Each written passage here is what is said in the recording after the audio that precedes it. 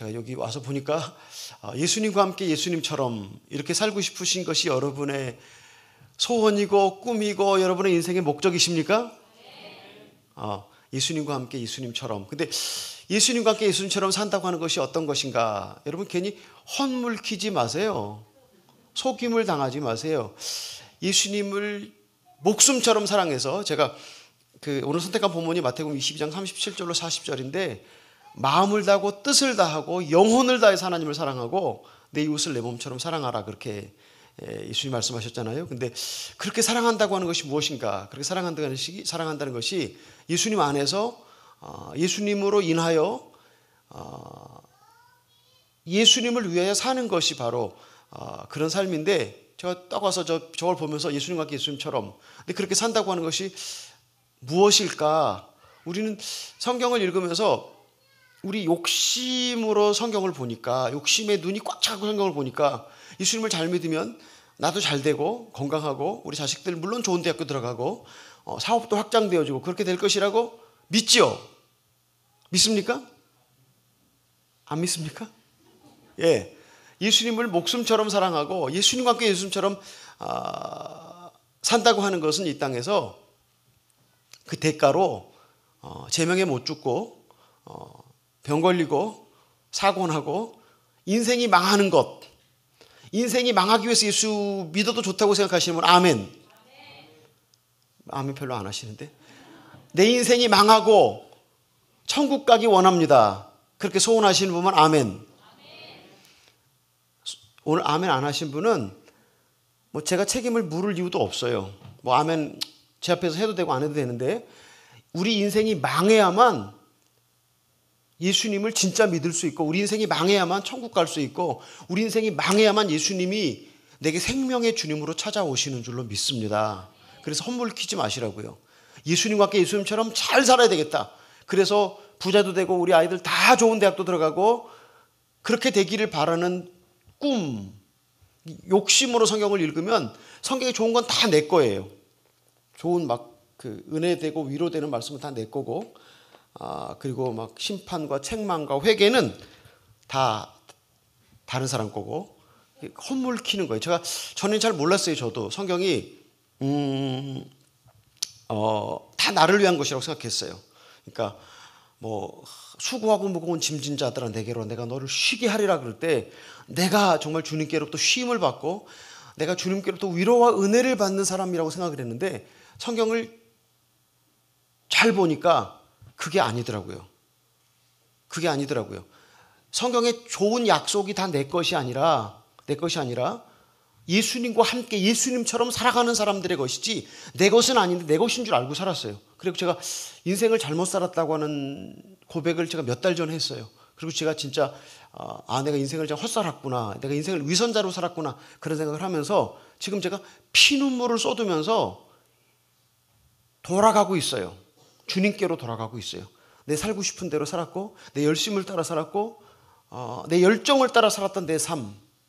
그래서 제가 성공했어요. 사람들이 말하는 성공이라는 게 뭔지 아시죠? 이름이 많이 알려지는 거, 성공이잖아요. 그렇죠? 또 상도 받는 거, 이것도 성공이잖아요. 그렇죠? 제가 여기서는 그렇게 별별 일 없지만 저희 선교지 가면요, 제가 그 동네 최고 귀빈 중에 귀빈이에요. 제가 보니까 시장, 부시장, 판사, 검사 이런 사람들은 이렇게 임기가 끝나면 갈리잖아요. 그런데 저는 안 갈려요. 왜냐하면 저는 뭐 목사 하다가 뭐 이렇게 제가 목사 아닌 사람으로 돌아가는 것이 아니기 때문에 저는 안 갈리는 그런 저희 동네 최고 귀빈 중에 귀빈인데요. 제가 이렇게 초대를 받고 이렇게 뭐 여러 가지 국가 행사에, 우리 브라질 정부 행사에 제가 참여를 하면은 제가 타고 가는 자동차를 이제 이렇게 행사장에서 딱 행사를 이렇게 받아들이는 그런 사람들이 제 차를 에스코트해서 행사장 가장 근처에, 그러니까 귀빈만 세우는 주장에다 차를 세우고 저를 데리고 행사장 무대로 가서 저를 세워주거든요. 근데 뭐 아까 말씀드린 것처럼 시장, 부시장, 뭐 판사, 검사 같은 사람들은 판사, 검사는 2년 만에 돌아가고 시장은 4년 만에 임기가 끝나니까 바뀌는데 저는 바뀌지 않고 계속해서 그 자리에서 최고의 귀빈으로 대접을 받는다고 하는 게 얼마나 성공한 사람만이 가질 수 있는 특권 아닌가요? 여러분 그렇게 생각 안 하세요? 또 한국 교회도 마찬가지로 제가 되게 성공한 선교사 중에 한 사람이에요. 그 연세대학교에서 언더우드 상이라는 것을 주거든요. 언더우드 선교사상. 그래서 한국 선교사들 중에서 15년 이상 된 선교사들 중에서 특별한 업적, 그러니까 정말 그 교회가 심사해서 이 선교사가 언더우드 선교사 정신에 입각해서 선교 활동을 잘하고 있다는 사람에게만 주는 상을 제가 받았어요. 그러니까 제가 참 성공한 선교사라고 말할 수 있는데, 근데 그 성공이라고 하는 게 다 속빈 강정이라고, 뒤집어 놓으면 아무것도 아니라고 하는 것을 제가 얼마 전에 깨달았어요. 그리고 제가 지금 피눈물을 쏟고 있는 중에 있는데, 예수를 믿는다는 것이 부와 명예와 출세의 지름길로 나를 데리고 갈 것이라고 헛물켜서 예수를 믿으면 그런 사람들이 원하는 성공을 쟁취하고 난 다음에 그 성공이 상처뿐인, 그 성공이 없으면 좋았을 텐데, 그 성공이 없었더라면 내가 진짜 예수를 잘 믿었을 텐데, 그 성공 때문에 예수를 잘 못 믿고 인생을 헛살았다고 하는, 위선자로 살았다고 하는 피눈물을 쏟게 된다면 그 성공해서 좋겠습니까? 안 해서 좋겠습니까? 안 하는 게 좋죠. 근데 전 모르고 했는데 제가 하고 나니까 참 그게 참 비참하고 처참하게 이렇게 발견되어지는 것을 보면서 예수님과 함께 예수님처럼 살아간다고 하는 것이 무엇인가 다시 한번 깊게 생각하면서, 하나님, 제가 내 인생이 망해도 제가 주님의 거룩하심을 따라서 주님의 사람이 되고 싶습니다. 내 인생이 망해도 제가 천국 가고 싶습니다. 그런 소망이 여러분의 2014년의 소망이 되고 꿈이 되시기를 예수님의 이름으로 축복합니다. 그런 소망 안 가지려면 예배 끝나고 또 밥 먹고 예배 또 드리는 게 여러분 얼마나 힘든 일이에요, 진짜. 그렇죠? 정말 졸음도 많이 오고, 제가 보니까 본 예배에 한 4분의 1, 한 5분의 1쯤 참석하고 다 이렇게 돌아가시더라고요. 그러니까 뭐 낮 예배는 그냥 안 드릴 수 없지만 뭐 오후 예배까지 드려서 꼭 드려야 할까. 그러니까 많이들 돌아가시더라고요. 너무 열심히 예수 믿는다고 주변으로부터 욕도 많이 먹잖아요. 그렇죠? 작작 믿지고 뭐 특별하게 믿어갖고, 저도 특별하게 예수를 너무 사랑해서 특별하게 그냥 좀 별나게 그냥 그러다가 성공을 했잖아요. 그렇죠? 근데 성공이 안 한 것만 못하다는 생각을 지금 제가 하면서 여러분께 말씀을 드립니다. 예수님과 함께 예수님처럼 살아간다는 것, 진짜 그 속뜻이 무엇인가. 정말 예수님이 이 세상에서 하나님을 제일 사랑한 분이었죠. 맞죠? 그렇습니까? 이 땅에서 세기와 세기 속에서 정말 아담이 이 땅에 만들어지고 난 지금까지서부터 하나님을 최고 사랑했던 사람, 율법을 최고로 완전하게 지킨 사람이 예수님인데, 그 예수님이 하나님을 사랑한 대가를 뭘 받았습니까? 하나님을 사랑한 대가로 예수님이 뭘 받았어요? 십자가에 죽었잖아요. 인생이 가루가 나버렸잖아요. 인생이 그냥 제명에 못 살고, 그것도 창피하고 수치스럽게. 왜 또 하필이면 강도 2명 사이에서 죽어요. 그렇죠? 혼자 죽었으면 좀 나을 텐데, 혼자 그냥 딱 십자가에 달렸으면 그래도 좀 그렇게 창피하지 않을 텐데, 그냥 강도 2명 사이에서 죽어갖고 더 치욕스러운 죽음으로 남겨졌는데, 그것이 하나님을 너무나 사랑한 보상이었어요. 그러니까 여러분도 하나님을 너무 사랑해서 하나님께 무슨 보상을 받기를 원하실 텐데, 하나님을 사랑해서 받은 보상이 다 인생이 가루가 나는 것이었습니다. 인생이 파토가 나는 것이었습니다. 그리고 그런 대가를 지불하고 거룩함에 들어갔고 영생에 들어갔습니다. 근데 성경에 그래도 뭐 우리를 사랑하고 은혜와 자비를 말하는 약속들이 많이 있잖아요. 근데 제가 말씀드렸죠. 성경을 욕심의 눈으로 보면, 예수님을 잘 믿고 성경을 잘 알면 출세하고 성공하고 명예를 얻는 것으로 사람들이 생각하는데 진짜 성경은 우리에게 세상의 성공으로 부르는 책이 아니에요. 성경은 우리를 거룩함으로 부르는 책이고 영생에 들어가도록 인도해 주는 책이에요. 근데 그 거룩함을 입기 위해서는, 영생에 들어가기 위해서는 대가를 지불해야 되는데 그 대가가 혹독하다고 하는 것입니다. 그 대가가 참혹하다고 하는 것인데, 그럼에도 불구하고 예수님을 사랑하고 예수님과 함께 예수님처럼 되기를 원하십니까? 예, 그렇게 되고 싶지 않으셔도 뭐 제가 할 말이 없는데, 이 다음에 혼물 켜서 쓰디쓴 고난의 잔을 마시지 마시고 선택을 잘 하시기 바랍니다. 제가 개척한 교회가 한 200명쯤 모이는 교회거든요. 첫 번째 개척한 교회가 아마존에서. 근데 제가 한 얼마 전부터 그런 생각이 들더라고요. 내가 한 몇십 명이라도 내가 데리고 천국 가는 게 100배 낫다. 수백 명이나 수천 명, 수만 명을 지옥으로 데리고 가는 것보다는 그래도 몇 명이라도 데리고 가는 게 훨씬 낫다, 그렇게 생각이 들어서 우리 교인들한테 그랬어요. 제가 잔느 기용이라고 하는 그 15세기 영성가를 아시는지 모르시는지 한번 꼭 읽어보세요. 잔느 기용이라고 하는 여자가 있는데, 그 여자가 그 당시가 천주교가 이렇게 전 세계를 지배하던 때였는데, 천주교식으로 예수님을 가르친 것이 아니라 개신교식으로 예수님을 가르쳐서 핍박을 받고 프랑스 감옥에 수십 년 동안 감옥에 갇혀 있던 여자예요. 근데 그 감옥에서 쓴 책들이 오늘 이 세대에 예수님을 진짜 사랑하고 싶은 사람들, 십자가의 길을 걸어가고 싶은 사람들, 진짜 복음을 알고 싶은 사람들에게 정도의 길을 제시하는데, 제가 이 잔느 기용의 자서전이 순전한 사랑이라고 그래요. 두란노 서원에서 나왔는데, 그 책을 우리 교인들한테 나눠주면서 이 여자처럼 십자가의 길을 걸어가고 싶은 사람, 정말 진짜 복음대로 살고 싶은 사람은 우리 교회에 나오고, 그렇지 않은 사람은 교회에 나오지 말라고 제가 얘기를 했어요. 교회에 나오지 말라고. 왜냐면 우리 교회에 나와서 새벽 기도도 있거든요. 우리 교회 브라질 아마존에 새벽 기도도 있고, 주일날 안예배, 저희는 저녁 예배 드립니다. 저녁 예배, 수요일날, 금요일날 철야, 거기다가 또 역시 11조도 하고 헌금도 하고, 그리고 제가 목사니까 우리 브라질 교인들이 저를 데려다가 맛있는 것을 많이 줘요. 뭐 생일뿐만 아니라, 뭐 결혼기념일뿐만 아니라, 뭐 특별한 음식을 장만하면 저를 데려다가 식사 초대를 해서 밥을 주는데, 그렇게 교인들이 저를 대접해 주는데, 아니 그들이 딱 눈을 떴는데 그것이 천국이 아니고 지옥이었다 그러면 그 사람들이 지옥에 가서 저를 얼마나 원망하겠어요. 저는 천국에 앉아 있는데. 그래서 제가, 야, 이러면 안 되지. 내가 한 사람이라도 우리 교회에 나오는 사람 중에 지옥 보낼 수가 없다. 그러니까 미리 그냥 지옥과 천국을 선택해서 그냥 나는 좀 이 땅에서 편하게 살고 성공하고 싶고 부자 되고 싶고 자식들을 잘 키우고 싶다고 하는 사람은 그냥 우리 교회에 나오지 말아라. 그리고 내가 정말 예수님과 함께 예수님처럼, 뭐 여기 노래에도 있었잖아요. 사도 바울의 생애죠.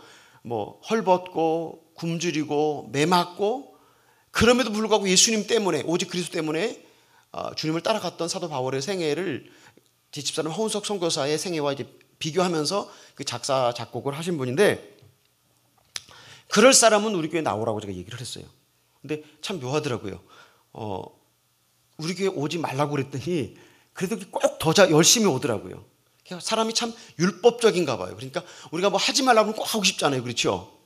하라고 그러면 절대 안 하고 싶어요. 그래서 야, 확실히 교인들도 다 율법 속에 사는 사람들이기 때문에 이것도 참 방법 중에 하나다. 교회 나오지 말라고. 그냥 지옥 가고 싶은 사람은 그냥 편하게 그냥 새벽기도 안 하고 얼마나 힘들어요. 그렇죠? 새벽도 나려면 그 새벽잠이 그때가 제일 정말 깊은 잠이 드는 때 그 잠을 깨고 나와서 기도한다고 하는 게 어려운 일이고, 그런데 새벽기도 나오면서 주일날 낮에도 나오고 저녁에도 나오고 이렇게 힘들게 신앙생활을 하면서, 그럼에도 불구하고 하나님, 저는 어떤 대가를 지불하더라도, 저는 인생이 망하더라도 거룩하기 원합니다. 저는 인생이 망하도록 천국 가기 원합니다. 그런 사람만 우리 교회 교인이기를 바란다 그랬더니 더 열심히 나오고 기도도 진짜 많이 하고 성경도 잘 읽고, 그래서 제가 덕을 봤어요. 우리 사랑하는 여러분, 제가 연초에 설교를 많이 하러 다녔습니다.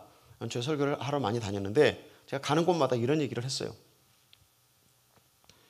우리가 받고 싶어하는 복이 무엇인가? 2014년에 받고 싶어하는 복, 그것이 예수님을 선물로 받는, 예수님을 내 안에, 내 중심에, 내 인생의 생각 속에, 언어 속에, 삶 속의 주인으로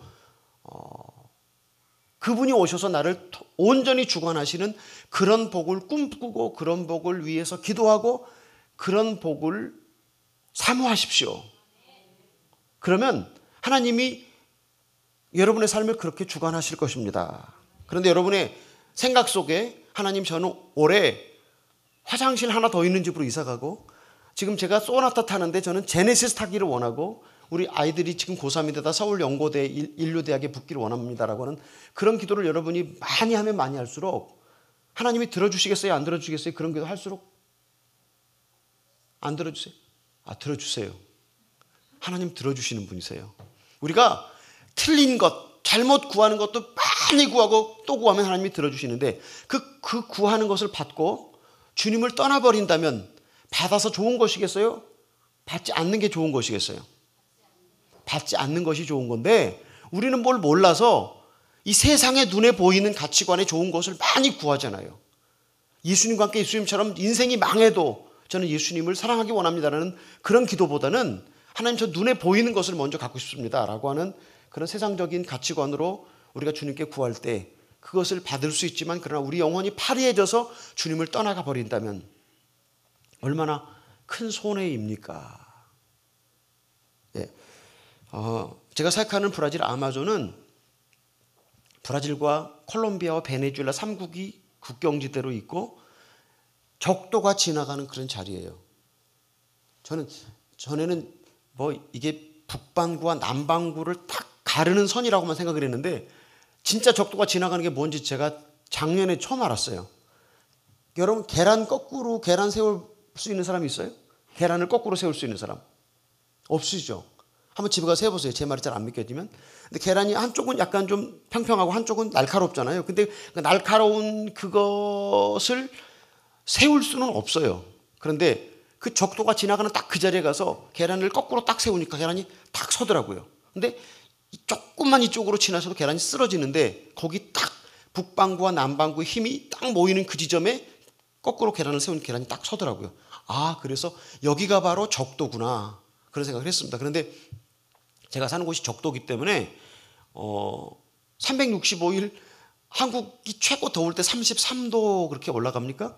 35도까지 올라가나요? 예.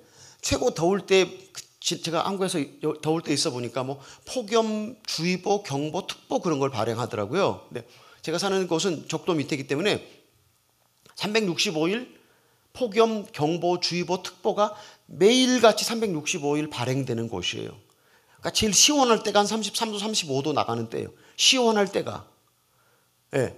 거기서부터 시작해갖고 35도, 40도 쭉 올라가는 그런 곳이거든요.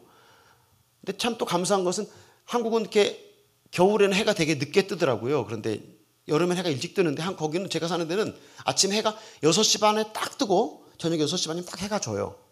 그리고 그 6시 반에 해가 뜨고 지는 것이 365일 똑같아요. 전혀 변함이 없어요.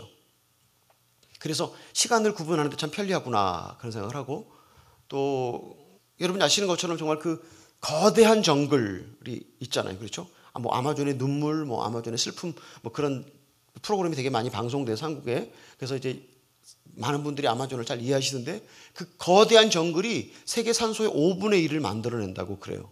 그래서 만일에 아마존 정글이 훼손된다면 어떤 일이 발생할까라고 하는 것을 되게 두려워하는데, 정말 아주 중요한 인류의 자원입니다. 그런데 그 거대한 정글을 하나님이 보존하기 위해서 아까 말씀드린 것처럼 정말 365일 폭염이 계속되는가 하면, 습도가, 비가 자주 내리니까 습도가 80에서 저녁에는 90%까지 올라가요. 그러니까 정말 한국 최고로 더운 여름 장마 때 그런 습도가 그냥 365일 계속되는 거예요. 그래서 정글이 잘 형성되어서 그 안에서 여러 가지 야생 동물과 또는 독충과 벌레들이 그냥 아주 전혀 공해 없는 청정 지역, 거기 농약 쓰는 사람 하나도 없고, 거기 자동차 타고 다니는 사람, 제가 아까 자동차 있다고 말씀드렸잖아요. 근데 저희가 사는 곳은 아까 말씀드린 것처럼 그런 국경지대인데, 사람들이 산다는 게 사람이 한 100리 가서 한 20명 살고, 한 또 100리 떨어져서도 한 또 500명 살고, 그러니까 사람이 거의 안 살기 때문에 완전 청정 지역이기 때문에 온갖 독충과 벌레들이 정말 그냥 낙원을 이루면서 살아가고 있어요. 그런데 하나님이 왜 그렇게 아마존을 그런 환경 속에 두셨을까? 폭염과 그렇게 그 높은 습도와 많은 야생 동물들과 뭐 아나콘다라는 뱀 그런 영화도 있었고, 또 뭐 여기 한국의 수족관에 가면은 막 이렇게 거대한 물고기와 함께 뭐 사람을 이렇게 뜯어먹는다는 시기너라고는 삐라냐 같은 것도 아마 보셨을 텐데, 그런 것들이 많은 그런 장소에 아마존을 두셨을까? 근데 하나님이 우리를 정말 사랑하셔서 그 아마존 정글이 훼손되면 안 될 것을 아시고 천지를 창조하시면서 아마존 그곳을 그렇게 두시고 인류 전체의 생태계를 보호하신다고 하는 사실. 만일에 아마존 정글이 대한민국 같은 데 있었으면 아마 수천 년 전에 그 엄청난 나무들과 그 안에 숨겨져 있는 금은 보석과 석유들을 다 캐내서 황폐화시켜버리고 말았을 텐데, 그런 날씨와 그런 야생 동물들, 독충과 물것들로 인해서 하나님이 아마존을 보호해주고 계신다. 그런 생각을 하면 참 우리는 하나님께 다 감사하고 다 감사도 다 그분의 사랑과 그분의 자비하심 앞에 어떻게 말씀을 다 드릴 수가 없을 것 같습니다. 네, 그 아마존 정글에 많은 부족들이 살고 있습니다.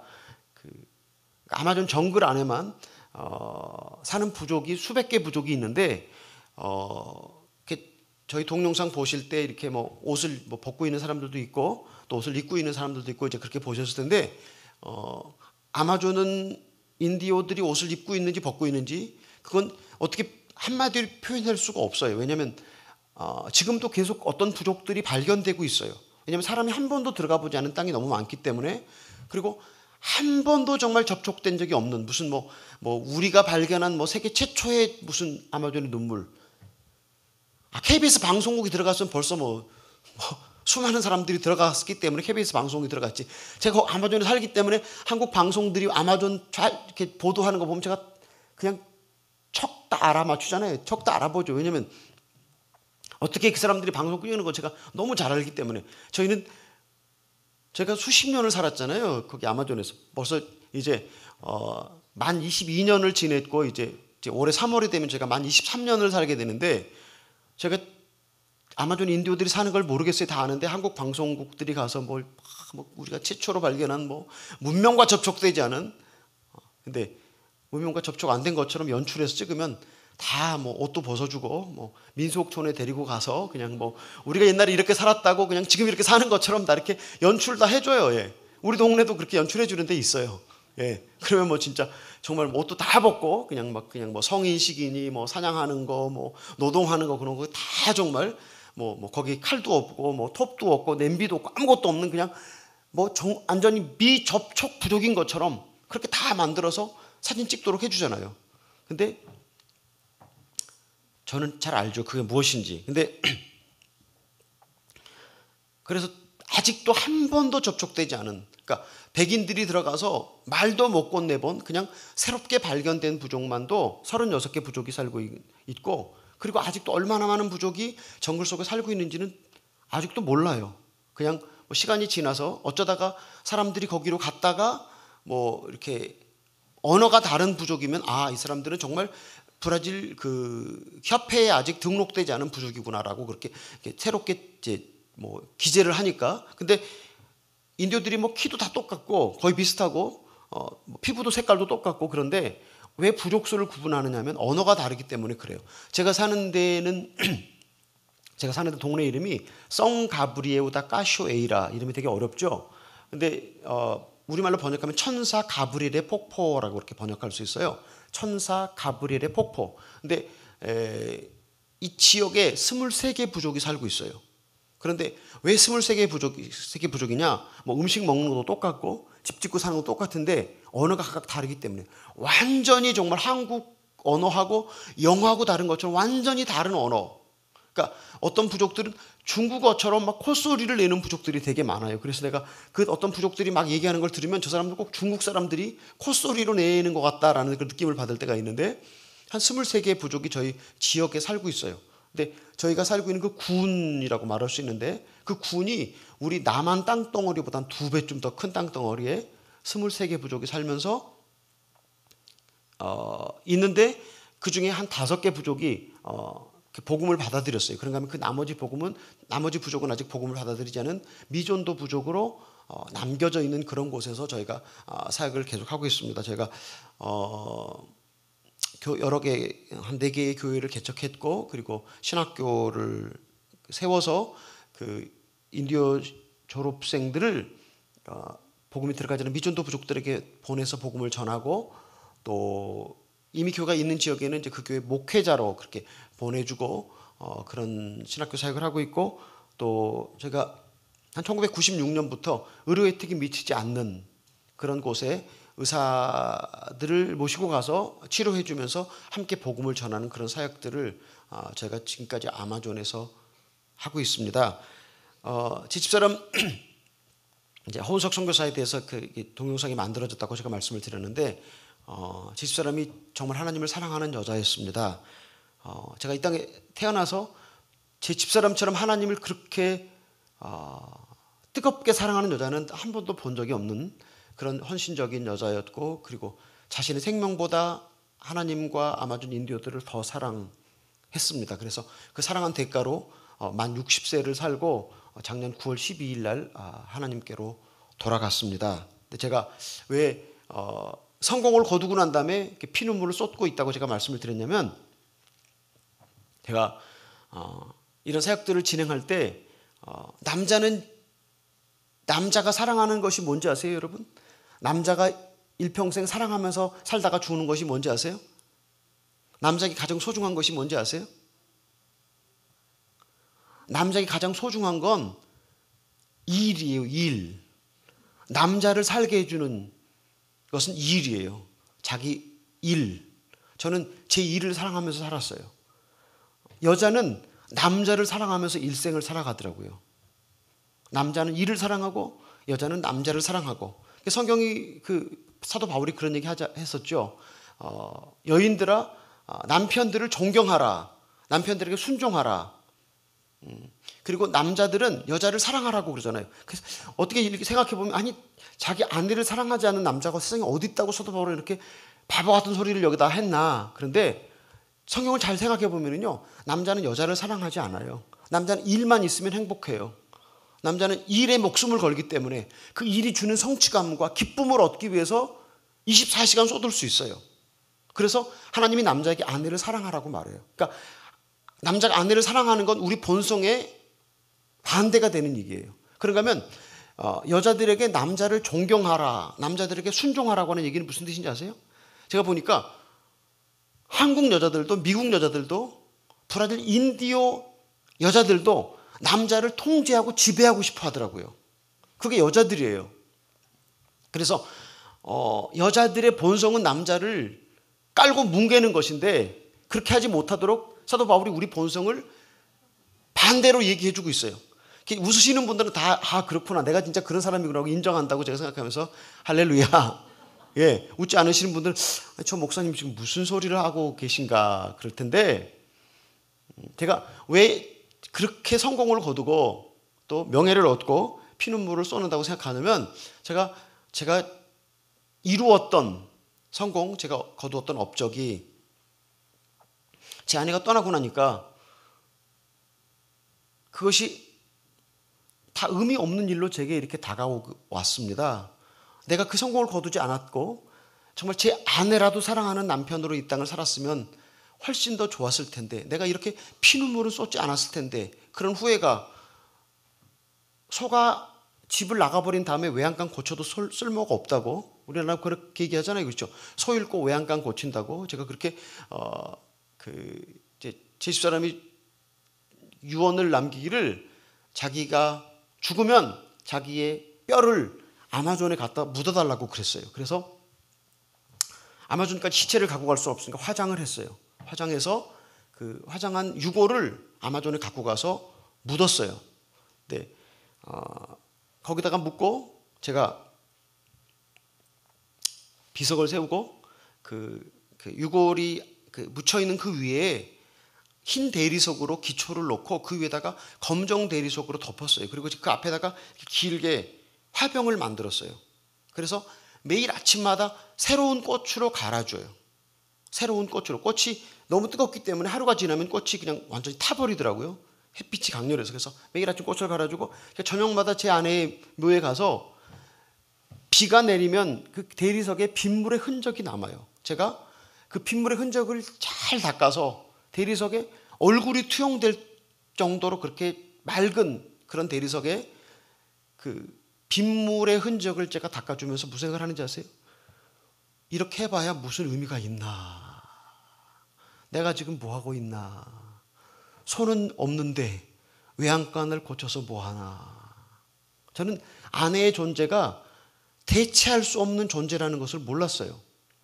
사람들은 이렇게 뭐 빈자리라고 말하더라고요. 근데 그건 빈자리가 아니고, 빈자리는 이렇게 뭐가 비었으면 뭐 여기다가 컵을 놓든지 아니면 뭐 꽃병을 놓으면 되잖아요. 근데 대체할 수 없는 존재는 다른 어떤 물건이나 사람으로도 대체가 불가능한 그런 부재의 자리를 제가 보면서 왜 내가 진작 주님을 몰랐던가, 왜 내가 진짜 주님이 원하시는 것이 무엇인지를 모르고 제가 껍질 헛물켜갖고 이렇게 피눈물을 쏟으면서 평생을 살아가야 할까라고 하는 그런 자책과 회한을 제가 가지면서 여러분께 말씀을 드립니다. 성경을 보니까요, 성경이 그런 얘기를 하시더라고요. 예수님이 양무리하고 염소무리를 구분을 짓는데 양무리 쪽에 있던 사람들은 우리가 언제 주님에게 배고플 때, 목말랐을 때, 헐벗었을 때, 옥에 갇혔을 때 찾아가서 돌봐줬습니까? 그런데 염소 쪽에 있던 사람들은 우리가 언제 하지 않았습니까? 우리가 너무나 많이 했잖아요. 그랬더니 예수님은 그렇게 말씀하세요. 소자에게 한 것이 곧 내게 한 것이다 라고 그렇게 예수님 말씀을 하세요. 소자 그러면 여러분 어떻게 생각해요? 소자가, 성경이 말하는 소자가 누구일 거라 생각하세요? 성경이 말하는 소자를 우리는 생각하기를 사회적인 약자로 생각해요. 뭐 가난하고 불우한 사람들이 사회적인 약자이기 때문에 특별히 이렇게 뭐 연말 연시에 막 선물도 주고 찾아보고 그렇게 하잖아요. 사회적인 약자, 소자들을 가르쳐서. 그런데 정말 우리 각 개인에게 있어서, 내게 있어서 소자는 누구일까? 여러분에게 소자는 누구이겠습니까? 어쩌면 가장 편리한 자리에 가장 익숙한 사람으로서 그냥 가장 가까이에 있는데 그 가치를 인정받지 못하는 가장 가까이에 있는 여러분의 배우자가, 여러분의 형제 중에 하나가, 여러분의 자녀 중에 하나가 여러분에게 소자가 아닐까 한번 생각해 보시기 바랍니다. 우리가 예수님이 심판할 때 이 땅에서 얼마나 큰 일을 했느냐, 예수님이 그런 것 안 물어보세요. 그리고 오히려 마태복음 7장에 보면 예수님이 또 마지막 심판을 얘기하시는데 무슨 심판을 얘기하시냐면 나더러 주여 주여 하는 자마다 천국에 들어갈 것이 아니오 아버지의 뜻대로 행하는 자라야 천국에 들어가리라, 그렇게 말씀을 하셨거든요. 그랬더니 우리가 주님의 이름으로 귀신도 쫓아냈고 권능을 행했고 주님의 이름으로 많은 일을 행하지 않았습니까? 그랬더니 예수님 말씀하시기를 불법을 행하는 자들아 나는 너희를 도무지 알지 못하니 지옥으로 가라고 예수님 쫓아버리세요. 그러니까 우리가 주님의 이름으로 귀신도 쫓고 권능도 하고 일을 많이 한 사람일수록 내 의가 너무 많아서 내가 이렇게 많은 일을 주님께 했는데 나는 마땅히 천국 가는 자리를 차지해야 되는데 왜 나를 천국으로 보내주지 않으십니까? 라고 하는데 그거 보면 우리가 천국 가고 지옥 가는 것이 이 땅에서 얼마나 주님을 사랑하느냐, 얼마나 주님께 순종했느냐에 따라서 천국과 지옥의 자리가 나눠진다고 하는 거. 우리가 얼마나 많은 일을 했느냐 이 땅에서, 그것이 아무 상관없는 것이다라는 사실을 제가 발견하면서 여러분 가장 가까이 있는, 여러분이 늘 무시하는, 여러분이 늘 가치를 인정하지 않은 가장 가까이 있는 여러분의 배우자나 여러분의 형제 중에 하나가 여러분에게 소자라고 하는 사실을 한번 기억하시고 여러분의 역할을 잘 생각해 보시기 바랍니다. 우리 사랑하는 남자 성도님들, 제가 남자 성도님들하고 얘기를 많이 했어요. 근데 남자 성도님들은 한결같이 대답하기를 나는 우리 집사람의 고통과 마음을 잘 알고 위로하고 있습니다라고 그런 자신이 굉장히 많더라고요. 자신만만하더라고요. 남자들은. 근데 여자들한테 물어봤어요. 제가 대신으로 이렇게 장로님과 집사님이 이렇게 정말 아내의 마음을 잘 위로하고 이해한다고 그러는데 어떻게 생각하십니까? 그랬더니 우리 남편은 제 마음을 전혀 몰라요. 남자들이 정말 착각 속에 살더라고요. 정말 남자들은 아내를 사랑한다고 생각하는데 아내는 사랑받지 못한다고 느끼는 것. 여러분 어떻게 생각하십니까? 아무리 남자가 아내를 사랑한다고 생각한다고 그것이 아내에게 도움이 되겠어요? 안 되겠어요? 도움이 전혀 안 되죠. 사랑받는다고 느껴야만 그 남자가 이 다음에 마지막 심판대 앞에 섰을 때 소자에게 한 것이 내게 한 것이라고 하는 예수님의 말씀을 듣고 천국으로 옮겨질 수 있다고 믿습니다.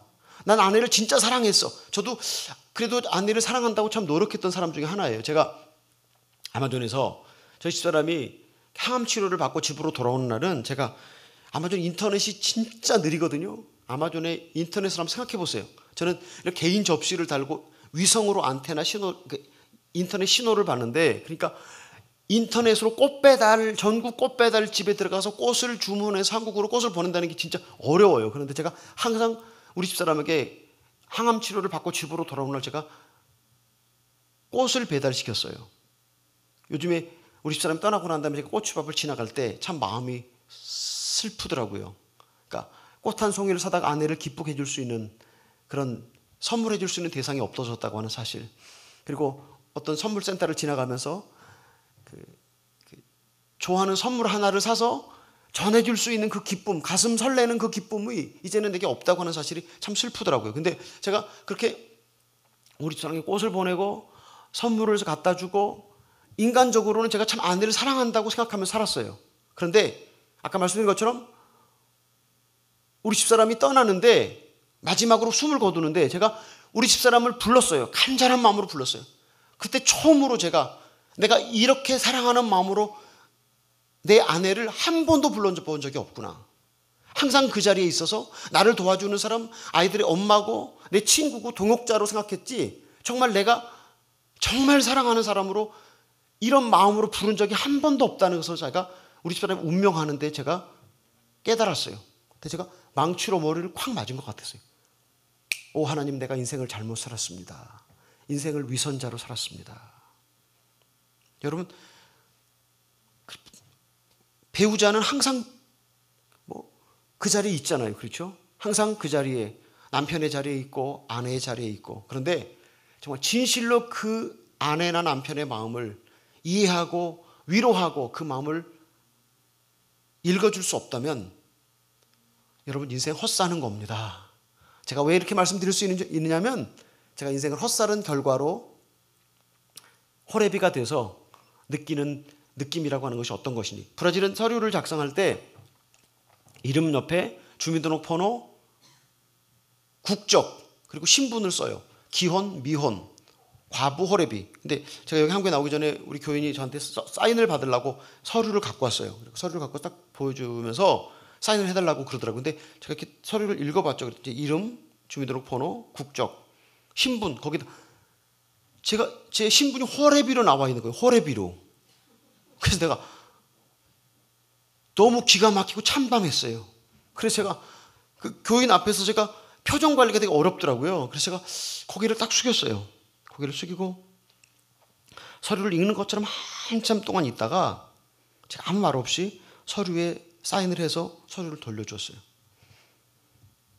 항상 당당하고 자신만만했던 내 인생이었는데 호렙이라는 신분으로 내가 전락했다니, 하나님이 나를 저 높은 곳에서 끌어내려서 땅에다가 내려치시고 질겅질겅 밟으시는 것 같은 느낌을 가지면서, 오 하나님, 이것이 내가 우리 집사람을 진실로 사랑하지 않은, 항상 그 자리에서 나를 도와주는 사람으로 존재했기 때문에 내가 그렇게 평생토록 나를 도와줄 사람으로 생각하고 살았던 그것, 진실로 사랑하지 않았기 때문에 아내를 먼저 보내고 이렇게 울어야 하는 이런 호레비가 되었습니다. 이건 제 얘기입니다. 여러분의 얘기가 되지 말라는 법이 있습니까? 이 땅에서 영원히 살 수 있는 사람이 있어요? 어떻게, 목사님 어떠신지 잘 모르겠어요. 목사님 사모님 얼마나 사랑하시는지. 제가 좀 목사님을 알면 그거를 더 공개할 수 있는데 잘 모르잖아요. 그러니까 또 사모님 얼굴도 제가 한 번만 뵙기 때문에 잘 모르고, 그래서 목사님이 얼마나 그 사모님의 고통을, 특별히 목사 사모님, 목사 사모님은 밍크 코트를 입으면 절대 안 된대요. 근데 우리 사랑하는 성도님들은 다 밍크 코트가 대부분 있으시더라고요. 여러 개를 갖고 계시더라고요. 보니까 짧은 팔, 긴 팔, 또 긴 코트, 방 코트 갖고 있는데 사모님 한번 사드려 보세요. 우리 성도님들, 장로님, 집사님, 안수 집사님, 권사님 계시면 사모님이라고 민국 코트 입지 말아야 되는 법이 있나요? 근데 제가 목사 사모들을 보면서 한 번도 민국 코트 입은 분을 본 적이 없어요. 근데 목사님 사모님 민국 코트 입고 싶겠어요? 안 입고 싶겠어요? 사모님 어디 계세요? 어디 계세요? 지금 안 계신가요? 예, 저 뒤에 계신데 민국 코트 그래도 볼 때 한 번도 안 입고 싶어서 입고 싶은 때 가끔 있었어요? 없었어요? 한 번도 없었어요? 있으셨죠? 예, 사모님도 있으셨을 텐데 뭐 목사님이 민국 코트 사줄 만한 형편도 못 되고 또 목사님이 사준다고 그래도 또 교인들 눈치 보여서 못 입잖아요, 그렇죠? 근데 그러면 뭐 중이 제 머리 못 깎는다고 장로님이 사주거나 권사님이 사주거나 안수 집사님이 사주시면 사모님이 그리고 우리 장로님이 사준 거라고 이렇게 입고 나오시면 얼마나 행복하시겠어요?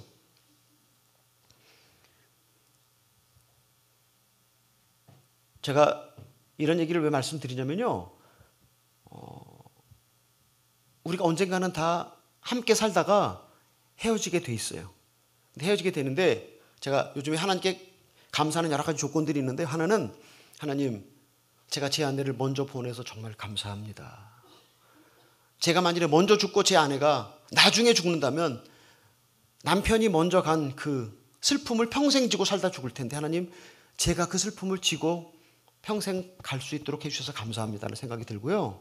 두 번째로는 하나님 33년을 살다 죽었는데 좀 더 살았더라면 제 슬픔이 더 깊었을 텐데 33년만 살게 하셔서 그래도 살기가 어렵지만 더 오랫동안 살았더라면 그 슬픔이 더 깊을 텐데 33년만 살게 해주신 것이 감사합니다. 세 번째는 또 무슨 감사가 있냐면요. 하나님 무의식은 우리 속에 무의식은 실제를 모르기 때문에 제 집사람이 꿈에 늘 나타나요. 어제 밤에도 꿈에 나타났어요. 근데 우리 집사람이 찾아온 게 아니라 제 무의식 속에서 제 집사람을 만나는데 제 무의식은 전혀 우리 집사람이 죽은 사람이 아니고 살아있는 사람이에요. 가끔 꿈에서 제가 막 싸우기도 하고 뭐 별것을 다 하는데 그래서 하나님 정말 감사합니다. 무의식은 실제를 몰라서 늘 꿈에 만날 수 있게 해주셔서 감사합니다. 제가 이런 많은 감사의 조건을 찾으면서 제 감정과 이것들을 균형시키면서 살아나가려고 몸부림을 치고 있다는 것을 제가 말씀드리고 싶어요.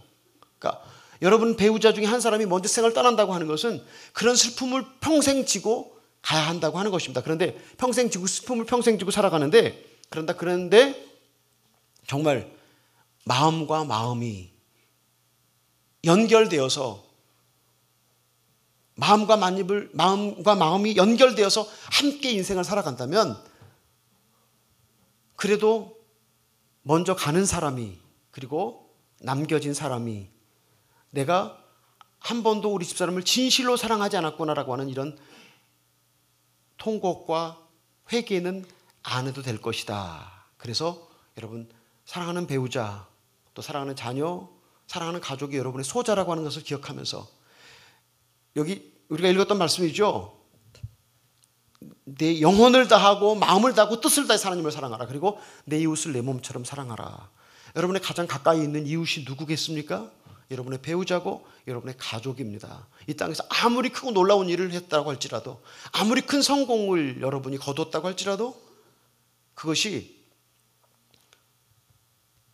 참으로 상처뿐인 영광이고 상처뿐인 승리고 그것으로 인해서 여러분의 인생이 반토막이 나버린다면 갖지 않았어야 할 것을 가졌다고 하는 것 때문에 이런 일이 발생한다고 하는 사실입니다.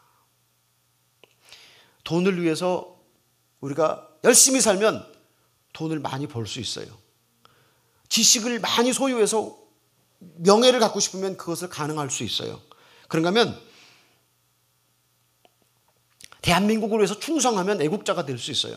그러니까 우리가 목숨을 거는 것에 따라서 우리가 뭐 지식을 위해서 목숨을 걸고 돈을 위해서 목숨을 걸고 대한민국을 위해서 목숨을 걸면 우리가 목숨을 거는 것에 따라서 우리가 그런 대가를 받게 될 것입니다. 그런데 우리가 목숨을 걸어야 할 대상이 예수 그리스도가 아니라면 그 결과가 어떻게 나타나는지 여러분 아십니까?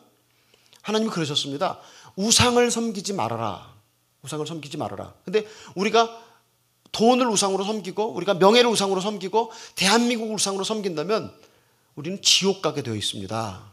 왜냐하면 그것이 우상이 되어서 하나님 자리에 가서 앉기 때문에, 하나님 자리에서 물질이 하나님 자리에 가서 앉고, 명예가 하나님 자리에 가서 앉고, 대한민국이 하나님의 자리에 가는다면 우리가 지옥 가게 되어 있다, 그런 이야기입니다. 올해 2월 27일 날 견습선교사가 아마존에 한 사람 들어가거든요. 근데 견습선교사는 한 6개월, 1년 동안 선교사와 함께 선교지에서 지내면서 훈련을 하는 그런 사람들입니다. 근데 제가 이제 그 견습선교사가 와서 무엇을 하냐면 제 비서 노릇을 해요. 제 가방 들어주는 역할을 하거든요. 제가 견습선교사한테 이렇게 얘기합니다. 여기 온 곳은 뭐 포를 전혀 못하죠. 폴추기시를 전혀 못하고, 그러니까 뭐 일을 할 수는 없지만 제 가방 들어주고, 그리고 제 여러 가지 그런 일정 같은 것을 관리해주고, 그리고 한국 서류를 만들 때, 선교편지 쓸 때 그런 일을 도와주는 사람인데, 제가 이렇게 얘기합니다. 여기 온 것은 나를 돕기 위해서 왔으니까 나한테 집중해라. 내가 24시간 동안 무엇을 생각하고 무슨 일을 해야 되는지 나를 잘 관찰하면서 내 옆에 그림자처럼 붙어 있어라. 그것이 네가 할 수 있는 비서 사역이다라고 그렇게 얘기를 합니다. 그래서 대부분 많은 견습선교사들이 저한테 집중하고 하루 24시간 저를 붙어 다니면서 저한테 많은 도움을 주고 이렇게 떠났습니다. 우리가 예수님을 목숨을 다해서 뜻을 다해서 사랑한다고 하는 거, 그것은 뭐냐면 주님께 집중하는 것인데, 그런 사람만이 참으로 하나님의 사람이 될 수 있다, 그런 이야기입니다. 하나님의 사람. 예수님과 함께 예수님처럼 사는 것이 하나님의 사람이 되는 최고의 지름길인 줄로 믿습니다.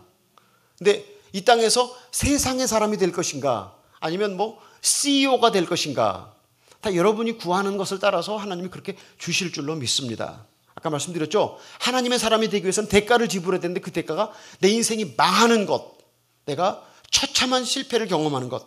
그런데 그럼에도 불구하고 하나님의 사람이 되겠다, 예수님과 함께 예수님처럼 살기를 원하겠다, 그러면 하나님이 그 소원을 따라서 그렇게 이루어 주실 줄로 믿습니다.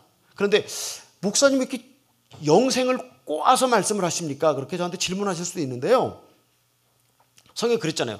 마음으로 믿어 입으로 시인하면 구원을 얻으리라고. 맞습니까? 그런데 그럼 오늘도 뭐 예수님과 함께 예수님처럼 안 살아도 내가 마음으로 분명히 예수님을 구주로 믿고 입으로 시인하고 주님이라고 부르면서 기도도 하는데, 그럼 나 천국 확실히 가는데 목사님 왜 이렇게 인생을 어렵게 지금 설명을 하고 계십니까? 그렇게 말씀할 분이 계실지 모르겠는데요. 아까 제가 말씀드렸죠. 성경에 좋은 약속이, 그 많은 약속들이 성경에 있어요. 정말 좋은 약속들이 많이 성경에 있는데, 그 약속들은요, 우리처럼 예수님을 그냥 필요할 때마다 예수님을 이용해 먹자고 믿는 사람들을 위해서 그런 약속이 기록된 것이 아니고, 정말 하나님의 사람들에게 주는 약속들이었어요. 그리고 성경에 마음으로 믿어 입으로 시인하면 구원에 이른다고 하는, 그때 그 상황은 어떤 상황이었는지 여러분 아십니까? 예수 믿는다고 하는 것이 공개되어지면 감옥에 가거나 동물에게 밥이 되어서 죽는 그런 상황 가운데서 예수를 믿었던 사람들이잖아요. 오늘처럼 우리가 자유롭게 교회 나오고 신앙생활을 할 때 교회가 우리를 도와주잖아요. 아마 교회에서 다 점심 드셨을 텐데, 예배 드리면 점심도 공짜로 주죠. 모르죠, 이 교회는 돈 받는지 안 받는지. 근데 대부분 공짜로 많이 주던데, 예배 드리면 점심도 공짜로 주죠. 친구도 사귈 수 있어요.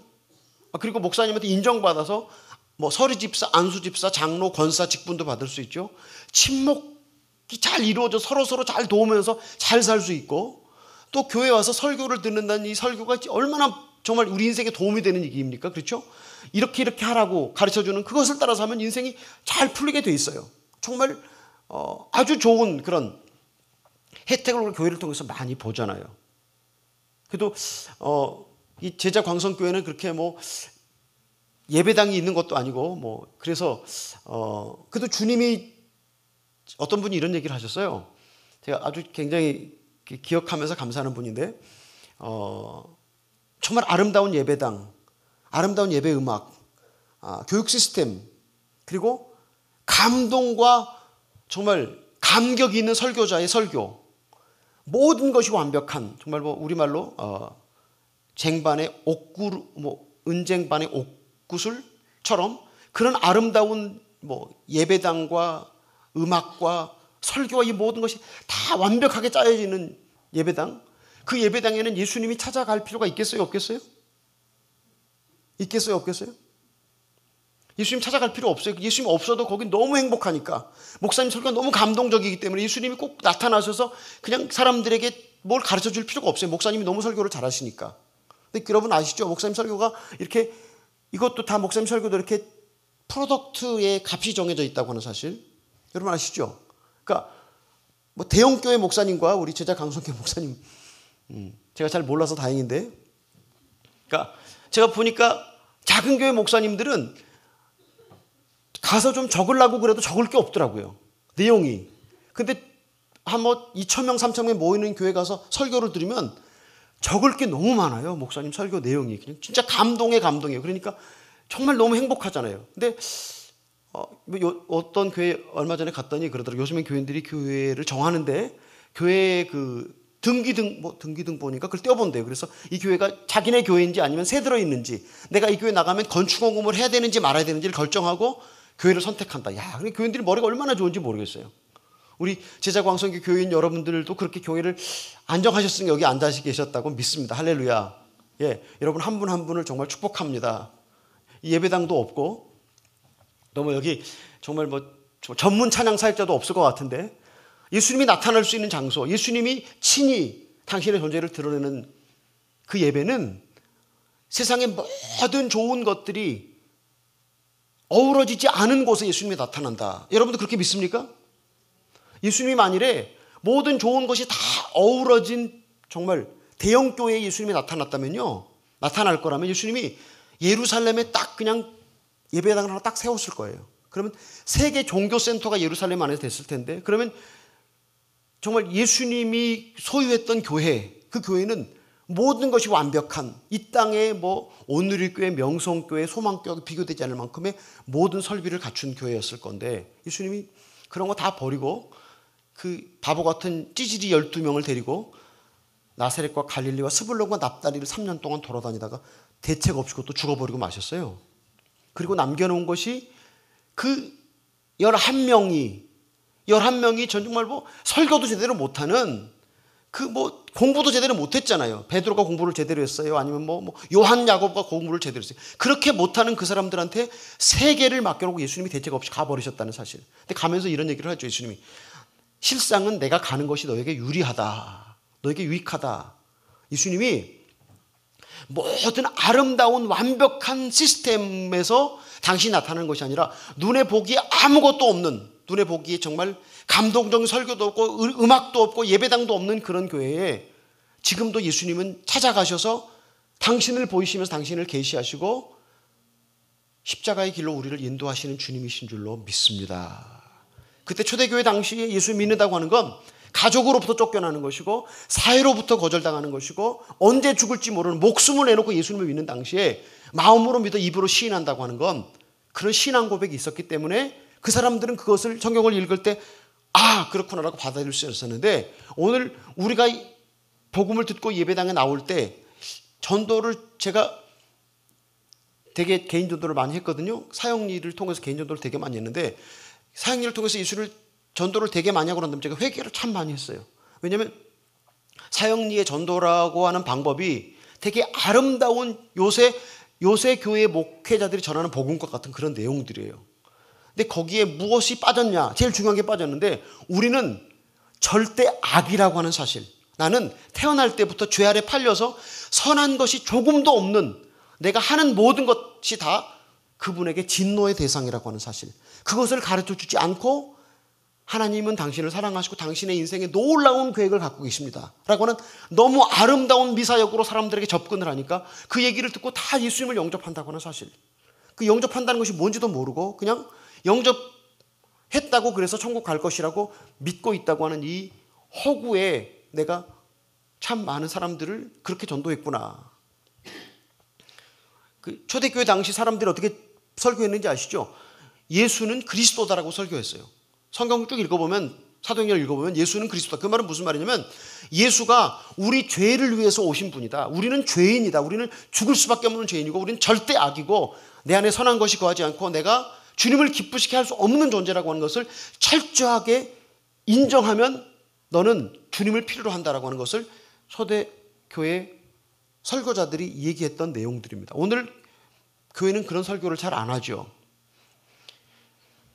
하나님의 사람이 되기 위해서 무엇을 해야 되는지, 하나님의 사람이 되기 위해서 하나님의 사람이 되고 싶은 사람은, 저는 하나님을 사랑하는 마음이 없습니다. 저는 하나님의 사람이 될 수 있는 자격을 갖고 있지 않습니다라고 고백하는 사람이 하나님의 사람이 될 수 있는 자격자인 줄로 믿습니다. 우리가 인생에 좋은 것이 많이 있으면 주님을 사랑할 수 있습니까? 없습니까? 우리가 구하는 축복이 다 이루어지면 우리가 주님께 가까이 갑니까? 주님께 멀어집니까? 여러분 어떠세요? 여러분이 꿈꾸었던 꿈이 다 이루어지면 여러분 주님께 더 가까이 갑니까? 아니면 주님과 더 멀어집니까? 그 당시 그냥 정말 여러분의 꿈이 이루어지는 그 당시, 여러분이 정말 소나타를 타다가 정말 하나님의 축복으로 제네시스를 바꾸게 되죠. 제네시스로 바꿔서 탈 때 그 승차감이라고 하는 거, 정말 제네시스는 진짜 승차감이 좋더라고요. 제가 타보니까. 근데 진짜 승차감이 좋은데, 그 승차감 좋은 느낌을 한 일주일, 한 달쯤 가고 나면 제네시스 더 좋은 차, 벤츠나 르석스나 BMW를 보면서 어떤 생각을 갖게 되겠습니까? 나는 제네시스밖에 못 타는 팔자구나. 내 친구는 르석스를 타는데, 내 친구는 BMW를 타는데 나는 왜 제네시스밖에 못 탈까? 그러면 그래서 또 가정해갖고 BMW를 타거나 르석스를 탔을 때 그때 너무 감사해서 진짜 막 검사원금도 바칠 수 있어요. 하나님께 감사하다고. 그런데 그렇게 타면서 우리는 주님과 가까워지는 것이 아니라 주님께 멀리 떠나가는 것입니다. 그런데 진짜 우리를 주님께로 데려가는 것은 고난입니다. 우리 인생이 망하는 것입니다. 우리 꿈이 산산조각 나는 것입니다. 하나님이 정말 여러분을 예수님과 함께 예수님처럼 살도록 도와주시고 거룩하게 만들어주고 천국 가게 해주는 것은 하나님이 여러분에게 고난으로 단련하는 것입니다. 하나님이 여러분을 사랑하시는 것은. 근데 우리는 다른 사람들이 사고가 나거나 집안이 망하거나 회사가 부도가 나거나 그러면 우리 무슨 생각합니까? 왜 저 집은 저러지? 예수를 믿는다고 했지만 속으로 지은 죄가 많은가 봐. 그렇게 생각하기도 하고, 그리고 판단하고 정죄하고 비판하지 않습니까? 그런데요, 혹시 주변에 사업이 망하거나 자식들이 다 대학에 주르르 떨어지거나 아주 정말 고난과 고난을 계속 이어가는 그런 가정이 있으면 여러분 부러워하세요. 부러워. 왜 부러워하라고 하는지가 말씀드리지 아세요? 주님이 그러셨어요. 너희가 온 천하를 얻고도 너희 생명을 잃으면 무슨 유익이 있겠느냐. 여러분이 평생 타고 싶었던 BMW를 타고 여러분 지옥 간다면, 모닝을 타다가 천국 가는 것 타고 BMW 타고 지옥 가는 것 타고 뭐가 낫겠어요? 모닝 타고 천국 가는 게 낫습니까? 아멘? 예. BMW 타고 지옥 가는 것보다 평생 모닝 타다가 천국 가는 게 1000만 배 낫습니다. 그래서 고난당하는 사람 옆에 보면요, 저 사람은 왜 하나님이 저토록 잔인하게 사랑하실까? 하나님의 사랑은 얼마나 잔인한지 몰라요. 제가 정말 잔인한 사랑을 받았다고 생각해요. 제가 저희 내외가 아마존에 가면서 이런 기도를 했어요. 하나님, 저희가 정말 원하는 것은 당신과 연합하는 삶입니다. 갈라디아서 2장 20절 말씀처럼 내가 그리스도와 함께 십자가에 못 박혀있나니 이제는 내가 산 것이 아니요 나를 위해 십자가에 죽으신 그리스도가 내 안에 사는 것입니다. 라고는 그리스도와의 연합하는 것이 우리 생의 목적입니다. 돈도 아니고 자식들 공부 잘 가르치는 것도 아니고 성공하는 것도 아닌 아무것도 아닌 그리스도와의 연합이었어요. 그런데 제가 집사람이 암이 발병되고 한 6년 반 동안 암 투병을 하다가 세상을 떠났는데, 그 암과 투병하는 동안에 완전히 그리스도와 연합하는 것을 보면서 하나님이 우리 집사람을 정말 사랑하시는구나. 그렇게 하나님을 사랑했는데 그 대가로 암이라는 질병을 주시고 그 암을 통해서 완전한 그리스도와의 연합을 이루고 하나님께로 들어가게 하는 것을 보면서 참 감사했습니다. 그리스도와의 완전한 연합. 근데 제가 우리 집사람이 가고 난 다음에 그래도 하나님 그렇죠. 우리가 평생 그렇게 주님과 연합하는 것이 꿈이고 소원이라고 그랬는데 그래도 좀 천천히 하셔야죠. 어떻게 이렇게 그냥 갑자기 데려가 버릴 수 있습니까? 라는 그런 섭섭함이 그냥 속에서 꾸역꾸역 나오더라고요. 천천히 좀 하시지 그렇게 빨리 그렇게 데려가실 수가 있습니까? 라는 그런 섭섭함에 그 실이 그냥 실타래처럼 풀려 나오더라고요. 하나님이 저한테 이런 말씀을 하시는 것 같았어요. 너 아내를 살려달라고 기도했던 건 3년이었다. 그러나 너가 나와 연합하기를 원한다고 기도했던 건 수십 년이었다. 내가 너의 길고 긴 소원을 들어주기 위해서 내가 너의 아내를 데려갔다라고 저한테 말씀하시는 것 같았어요. 그래서 하나님의 사랑은 참 잔인하다. 그 잔인한 사랑을 누가 받는지 아세요? 사업이 망하거나 암에 걸리거나 정말 원하는 대로 인생이 풀리지 않을 때 잔인한 사랑을 받고 있는 중이에요. 그 잔인한 사랑 가운데 우리는 주님 앞에 온전히 나갈 수 있고 그리스도를 우리의 생명의 주님으로 모실 수 있고 그분과 함께 예수님과 함께 예수님처럼 살 수 있기 때문에 고난당하는 사람이 있으면 부러워하세요. 왜 나는 고난이 찾아오지 않고 좋은 일만 계속 생기는가? 그러니까 시험해 볼 수 있는데요. 매일 여러분의 삶 속에 회개하고 싶은 마음, 여러분이 부정하고 부패하고 자존심이 살아있는 것을 발견하면서 부끄러워져서 회개가 되어지면 그래도 하나님이 나를 아직 사랑하고 계시구나. 그렇게 확인받으실 수 있습니다. 제가요, 목사님은 안 그럴지 모르지만 저는 설교를 되게 잘하고 싶더라고요. 설교를 전 잘 못하거든요. 정말 제가 제 집사람은 설교를 정말 잘하는 여자였어요. 그래서 제가 제 집사람 설교하는 거 보면서 야, 내가 우리 집사람만큼 설교했으면 난 선교사 노릇을 못했을 텐데. 말에 그런 말이 있더라고요. 못난 나무가 산을 지킨다고. 못난 나무가 산을 지킨다. 제가 설교를 잘 못하니까 아마존에서 수십 년 폭 박혀 있어도 그냥 잘 박혀 있을 수 있잖아요. 근데 우리 집사람 좀 설교를 그렇게 잘하면 부르는 데가 얼마나 많겠어요. 그래서 제가 우리 집사람 설교를 참 잘하는 것을 제가 생각했는데 제가 설교를 잘하고 싶은 마음이 항상 있었어요. 근데 우리 인디오 교인들 앞에서 제가 설교를 그래도 곧잘 하는데 한국에 나와서 설교하면 설교를 되게 잘 못하는 거예요, 제가. 그래서 하나님 설교를 잘하게 해주십시오라고 기도를 되게 많이 했거든요. 근데 어느 날 제가 그렇지, 설교 잘하고 싶은 마음을 가지는 건 나를 위해서지. 설교 잘했다고 감동받고 기뻐하고 그럼 내 명예가 올라가잖아요. 그렇죠? 성교비도 좀 많이 받을 수 있고. 그렇죠? 그럼 누이 좋고 매부 좋고 그런 거 아니겠어요? 어떻게 생각하세요? 근데 그것이 다 나를 위한 것이었다고, 내 이기주의에서 나온 것을 제가 발견하면서 내가 설교를 잘하고 싶은 마음에서 떠나서 주님을 잘 증거하고 싶은 마음으로 제가 이렇게 바뀌어졌어요. 그런데도 불구하고 그래도 설교를 잘하고 싶더라고요. 그러니까 제가 얼마나 인간적인 사람인가. 그러니까 우리가 예수를 믿는다고 하는 것, 그래도 인간적인 인간의 모습을 우리가 다 잘 못 떨쳐버려요. 근데 우리 집사람이 떠나고 난 다음에 설교 잘하고 싶은 마음이 없어지더라고요. 야, 할렐루야. 그래서 제가 왜 감사했냐면요, 전에는 설교를 잘하고 싶은 마음, 주님을 잘 증거하고 싶은 마음,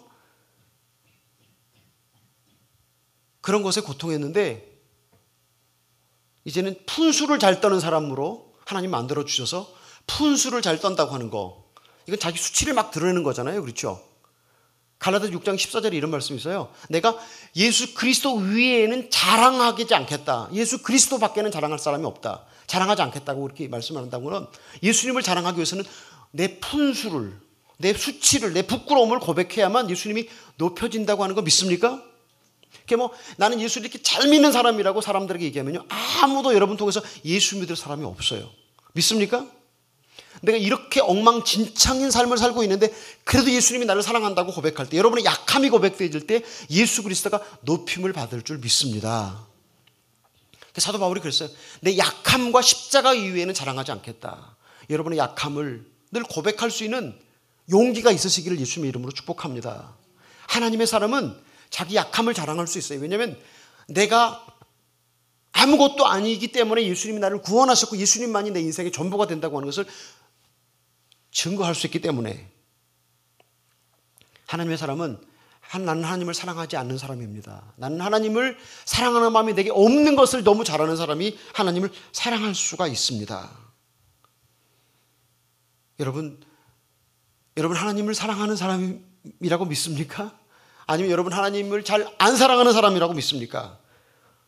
늘 우리 마음속에 어떠세요? 새벽기도 갔다 와서 은혜가 충만해갖고 그냥 찬송가를 부르면서 열심히 뭐 하는데 여러분 식구 중에 누구가 여러분의 비유를 건드리면 아침에 성령 충만했던 그 임재가 그냥 순식간에 무너지면서 여러분이 그냥 독사처럼 변하는 거 경험 많이 하셨어요? 20일 기도, 20일 금식 기도, 40일 금식 기도 여러분의 자존심을 건드리는 그 누구 앞에서는 여러분이 성령의 충만함으로 임재함의 충만함으로 여러분이 아주 성령 충만한 것 같다가 누군가 여러분의 자존심을 건드리면 독사가 머리를 딱 들고 일어나는 것처럼 우리 아마존에는 수르쿠쿠라고 하는 뱀이 있는데 아주 무서운 뱀이에요. 이렇게 물리면 그냥 몇 초 만에 눈이 안 보이고 기절하고 병원으로 금방 옮겨서 해독제를 놓지 않으면 죽게 하는 그런 뱀이 아주 많아요. 수르쿠쿠라고 하는 뱀이 있는데 그 뱀은 한 번 딱 물었는데 성깔대로 못 물었으면 쫓아가서 꽉 물어서 독을 다 풀고 난 다음에 놓아주는 뱀이 있어요. 이걸 수르쿠쿠라고 그래요. 근데 우리 마음속에는 누가 여러분을 공격하잖아요. 그러면 그리고 참잖아요. 그렇죠? 그냥 목에 힘을 주면서 꽉 참잖아요. 한 번 참았어. 두 번 딱 공격을 당했어. 그래도 그냥 참으라고 또 참았어. 세 번째 공격하면 그때는 그냥 딱 들어갖고 가서 그냥 여러분도 그냥 치명적인 공격을 그냥 꽉 물어버리잖아요. 여러분 마음속에 내 안에는 정말 무시무시한 독사가 살고 있다고 그렇게 인정하십니까? 이런 걸 잘 인정해야 하나님의 사람이 될 수 있습니다. 그냥 아주 그냥 점잖은 척하고 그냥 나는 없는 것처럼 여러분이 없다고 그래도 알고 있다고 그래도 전 다 알아요. 왜냐면 제 안에 있는 독사가 여러분 안에 있는 독사보다 만만치 않으니까. 성경 그랬어요. 죄 아래 팔린 인간 의인은 하나도 없나니 다 죄인이라고 성경이 그랬는데 누가 다르겠어요?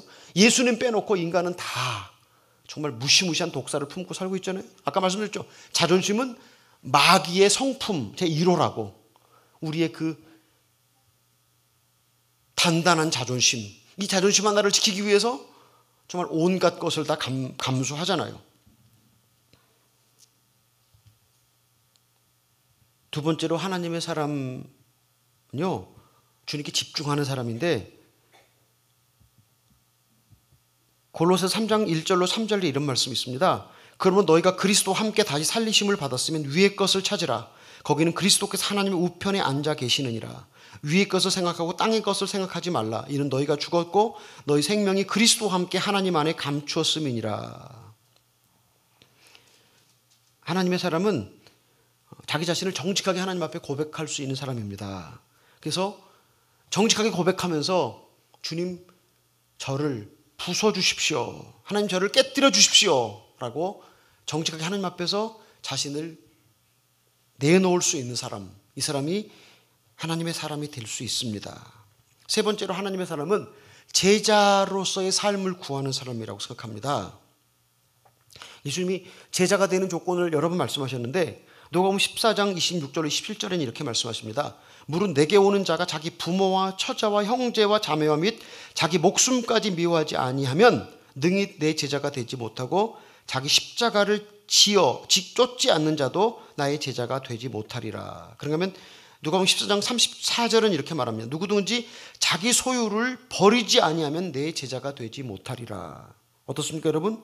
여러분 목숨까지 미워하고 여러분 소유를 다 팔아서라도 주님을 소유하기 원하십니까?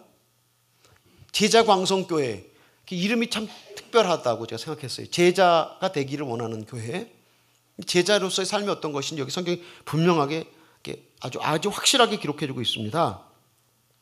부모와 처자와 형제와 자기 목숨까지 미워하지 않으면, 자기 소유를 다 버리지 않으면, 날마다 십자가를 지고 주님을 쫓지 않으면 예수 믿는 자가 될 수 없다고 하는 사실. 이런 대가를 지불해야만 예수 믿는 자가 될 수 있다는 이야기입니다. 그 보네퍼가 나를 따르라고 하는 책에서 이런 이야기를 합니다. 예수님이 우리를 부르는 것은 나와 함께 같이 죽자고 부르는 것이다. 예수님이 죽자고 부를 때 주님, 저가 같이 죽기를 원합니다 라고 하는 그런 고백이 여러분에게 있으시기를 바랍니다. 그런데 이렇게 제자가 되려고 하면은요, 제가 되려고 하면 제자로서의 삶을 구하는 삶인데, 목사님을 찾아가서 목사님, 제가 무엇을 좀 고쳤으면 하나님의 사람이 될 수 있겠습니까? 라고 진지하게 상담할 수 있는, 또 진지하게 목사님의 책망을 구할 수 있는 여러분이 되시기를 예수님의 이름으로 축복합니다. 얼마 전에 아마존에 왔던 견습 선교사가 저한테 이런 얘기를 하더라고요. 너 왜 아마존에 왔냐? 그렇게 물어봤더니 저는 단물을 빼러 왔습니다 예러분요 24살짜리였는데 단물을 빼러 왔다고? 여러분, 단물이 뭔지 아시죠? 우리로 하여금 예수님과 함께 동행하는데 걸그적거리는 것들이 다 단물이잖아요. 그렇죠? 머릿속에 있는 것도 있고, 우리 삶, 행동 속에 있는 많은 것들, 그런 단물이 다 빠지지 않고서는 십자가를 질 수 없어요. 자기를 부인할 수가 없어요. 왜냐하면 내가 너무 강하기 때문에, 내 자아가 나를 다스리기 때문에, 내 자아가 내 우상이기 때문에. 근데 이 단물이 다 빠져야만 우리가 예수님으로 섬길 수 있고 하나님을 내 최고의 자리에 두실 수 있는데, 단물을 빼러 왔다고. 그래서 제가 단물을 빼주기 위해서 여러 가지 시도를 많이 했는데, 단물을 뺀다고 하는 거, 또 목사님께 책망을 듣기 위해 찾아간다고 하는 거. 근데 목사님께 책망을 듣게 찾아오는 사람한테 공개적으로 죄를 책망할 때 그 성도가 아마 되게 기뻐하고 잘 들을 것이라고 제가 그렇게 믿습니다. 제가 저희 그 아마존 동네에서 하나님이 전에 부흥을 주셨어요. 부흥의 원래 뜻이 뭔지 아세요? 부흥의 원래 뜻? 부흥의 원래 뜻은 회개하는 것이 부흥하는 거예요. 회개하는 것. 근데 저희가 한 12년 동안 새벽마다 하나님, 저희 목숨을 거둬 가시든지 이 땅에 부흥을 주시든지 둘 중 하나를 하십시오라고 기도를 했어요. 제자 광성교도 그렇게 기도하는 성도님들이 많이 나오시기를 예수님의 이름으로 축복합니다. 여기 보니까 봉투가 없네요. 여기 항상 주로 그런 봉투가 많던데 1,000번째 헌금. 근데 1,000번째 하면서 주로 이렇게 목적을 놓고 기도를 하잖아요. 1,000번 동안 헌금을 내면서 기도를 하는데, 1,000번째를 한번 할 때 하나님, 제가 우리 교회에서 부흥의 불씨가 되기를 원합니다. 하나님, 제게 회개의 영을 보내주시옵소서. 하나님, 제가 회개하기를 원합니다라는, 회개하기를 원한다고 하는, 회개의 영을 보내달라고 하는 한 가지 목적으로 1,000번 동안 교회 나올 때마다 기도를 하면 어떻게 될까요? 1,000번 동안 헌금을 바친 헌금 액수가 뭐 얼마일지 모르는데 1,000번 동안 제가 회개하기를 원합니다, 제가 회개의 영을 받기를 원합니다라고 1,000번 동안 기도하며 헌금을 바쳤는데, 그 1,000번 동안의 헌금을 바쳤음에도 회개의 영이 오지 않았고 회개가 안 되어지면 제가 교회에다가 돈을 돌려달라고 하지 않고 제 개인 선교비로, 제 개인 돈으로 전액 환불해드리겠습니다. 여러분 한번 해보시면 어떻겠어요?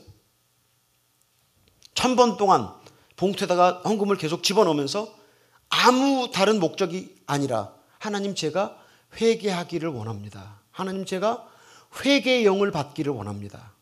그것 한 가지를 놓고 1,000번 동안 예배당에 와서 기도하면 하나님이 어떻게 하실까? 근데 우리 12년 동안 기도했어요. 새벽마다 저하고 집사람 목이 완전히 그냥 이렇게 목이 가더라고요. 하도 정말 간절하게 기도하니까. 근데 그 기도하면서 하나님, 저를 회개시켜 주십시오. 그러니까 정말 회개하기 위한 몸부림을 참 많이 쳤습니다. 그런데 그렇게 일주일이 지나고 한 달이 지나고 1년이 지나도 정말 잘 안 되더라고요. 정말 지나고 또 지나고 12년이 지나는데 하나님이 회개의 영을 보내주시는데, 저희 신학교 회개의 영을 보내주셨어요. 근데 저희 신학교는 저녁 한 10시가 돼야 프로그램이 다 마치게 돼 있어요. 아침 새벽부터 시작해서 하루 종일 프로그램이 진행되는데 10시에 마치는데, 제 집사람 허은석 선교사가 10시에 채플에서 기도하고 싶은 사람이 있으면 와서 기도하자 그래서 기도회를 시작하고 그리고 어떤 여학생이 방언의 은사를 받았어요. 방언의 은사를 받았어요.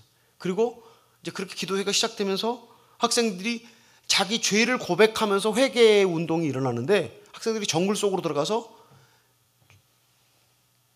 두 손을 들고 통회하고 자복하는 그런 기도를 하더라고요. 그리고 와서 우리가 예배가 있을 때 앞에 나와서 공개적인 자백을 했어요. 학생들이 내가 이런 죄를 지었다고 어렸을 때부터 뭐 정말 꿈도 생각도 못했던 그런 죄들을 고백을 하더라고요. 뭐 강도, 뭐 강간, 뭐 동성연애, 동물과의 성관계, 뭐 살인, 이런 것들을 다 공개적으로 자백을 학생들이 했어요. 근데 그렇게 공개적으로 자백을 하니까 하나님의 성령께서 정말 뭐 하늘을 가르시고 성령에 임하소서라고 그렇게 성령이 임하시는데, 이거 사람이 만들어낼 수 있는 게 아니라 그 모든 사람들의 눈동자의 갈망이라고 하는, 주님을 갈망하는 그것으로 꽉 차는 것을 제가 경험할 수 있었어요. 근데 누군가가 회개를 위해서 하나님, 제가 부흥의 불씨가 되기를 원합니다라고 하는 그런 기도를 우리 내가 12년 동안 바치고 난 다음에 그런 역사가 일어나는 것을 경험했습니다. 근데 제가 통합측 선교사입니다. 그래서 이렇게 뭐 사람들을 쓰러뜨리거나 또 어디 가서 이렇게 쓰러져 본 경험이 한 번도 없어요. 저는 진짜 강성교회를 잘 몰라서 뭐 여기서 쓰러지는 분이 계신지 안 계신지, 또 목사님이 이렇게 그냥 손을 대지 않고도 그냥 딱 쓰러지는 그런 일이 있는지 없는지 잘 모르는데, 저희 신학교 안에 60명이 있었어요. 성인들이 60명 있었는데 그 60명 전체가 다 앞에 나가서 그렇게 공개적으로 자복을 하고 60명 전체가 다 몇 주 사이에 방언의 은사를 받더라고요. 제가 너무 신기해갖고 너무 신기해서 우리 신학교하고 우리 그 교회가, 제가 개척한 교회하고는 한 9km가 떨어져 있어요. 그러니까 한 20리쯤, 심리가 4km 맞아요, 목사님? 심리가 4km인데 한 20리쯤 떨어져 있는데 그 동네 우리 교인들을 저희 신학교 철회 예배에다가 초대를 했어요. 근데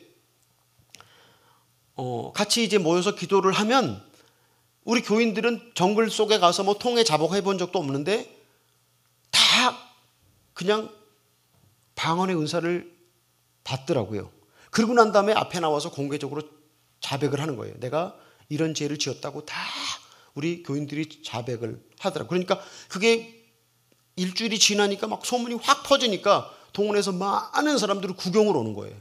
어떻게 집회를 하나 보자. 그래서 하도 동네 사람들이 많이 구경을 오니까 신학교 채플에서는 뭐 찬양하고 기도하고 예배를 계속 드리고, 저는 교실 하나를 멀리 떨어진 데 교실 하나 정해갖고 처음 예배당에 놀러 오는 사람들, 교회 놀러 오는 사람들을 데리고 제가 전도를 했어요. 이렇게 큐브라고 하는 거 있는데 그 큐브로 전도를 했어요. 그랬더니 거기서 예수님을 그날 저녁에 영접하고 채플실로 데리고 들어가서 같이 기도를 하면 거기서 다 방언의 은사를 받는 거예요.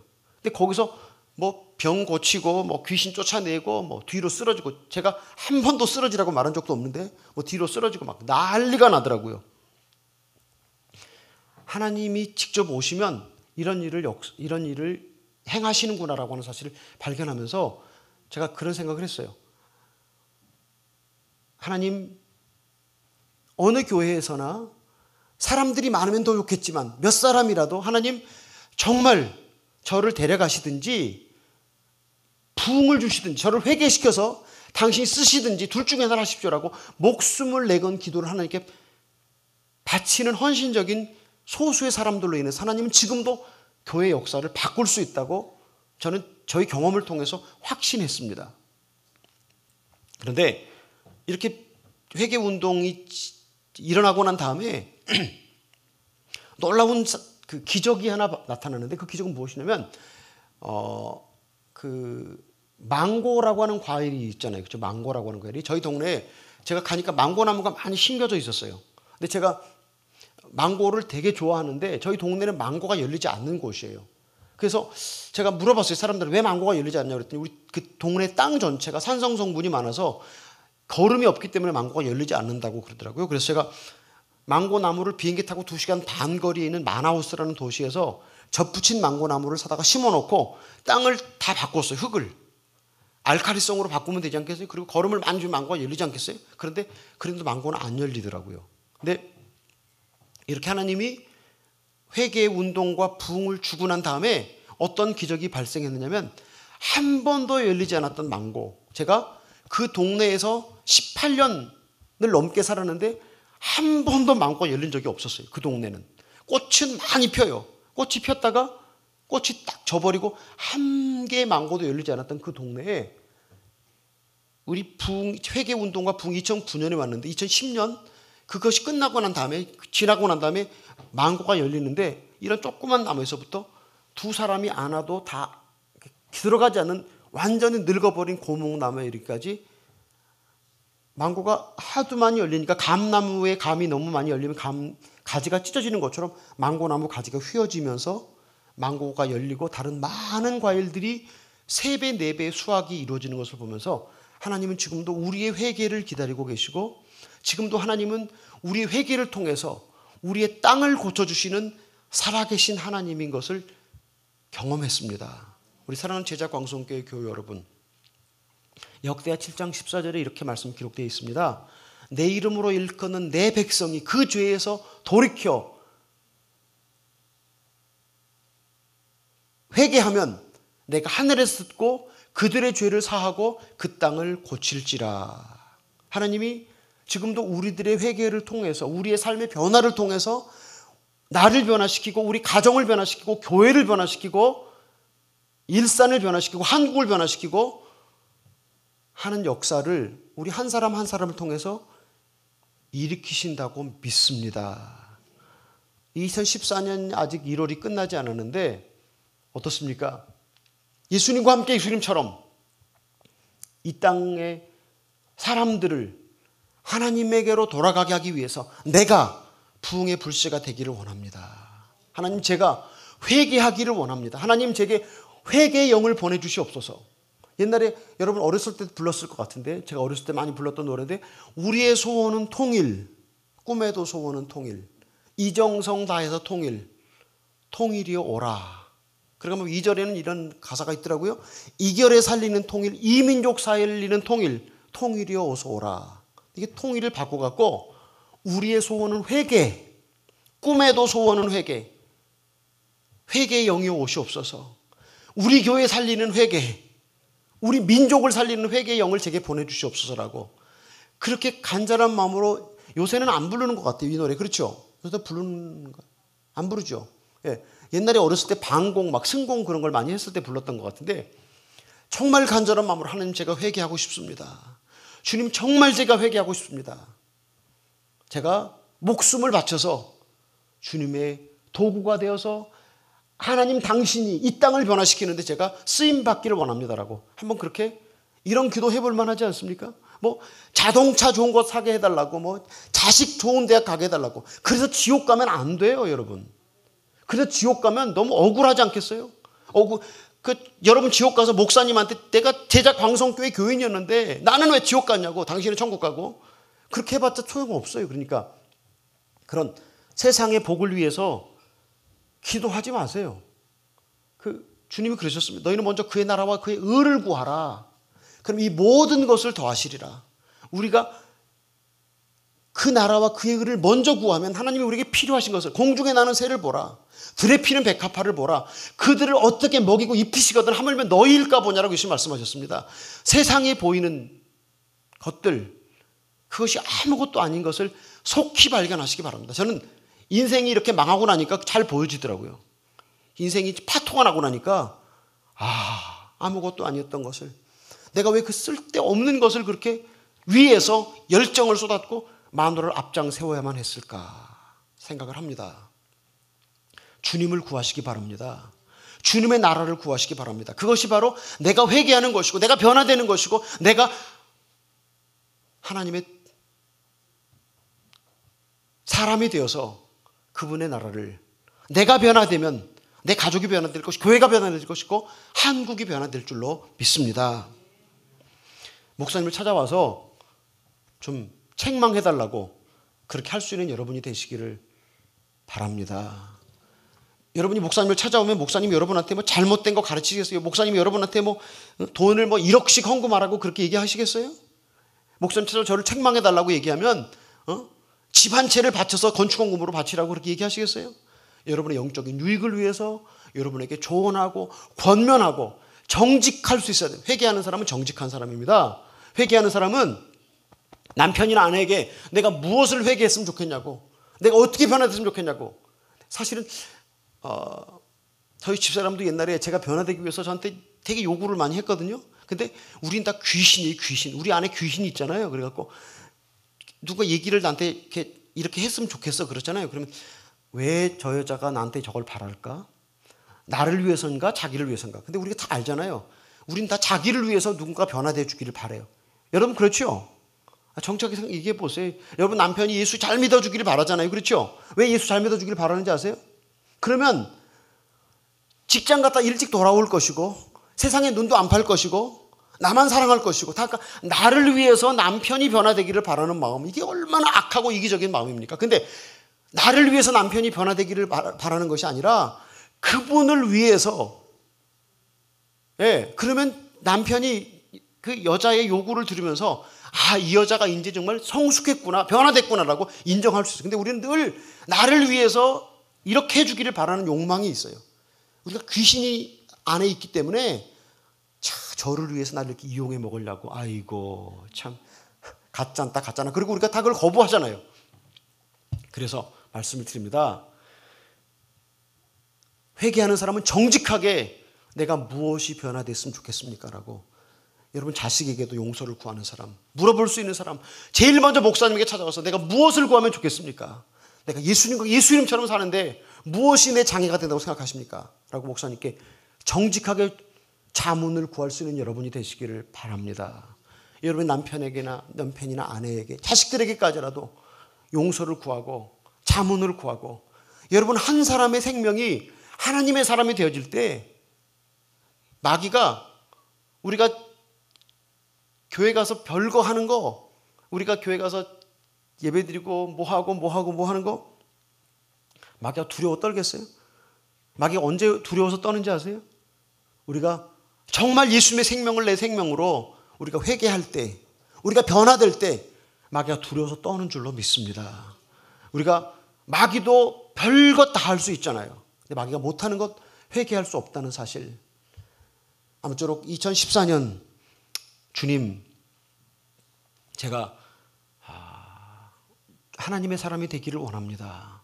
예수님과 함께 예수님처럼 변화되는 이 한 해가 되기를 소원합니다라고 간곡하게 주님 앞에 엎드려서 그것을 첫 번째 기도 제목으로 드릴 수 있기를 예수님의 이름으로 축복합니다.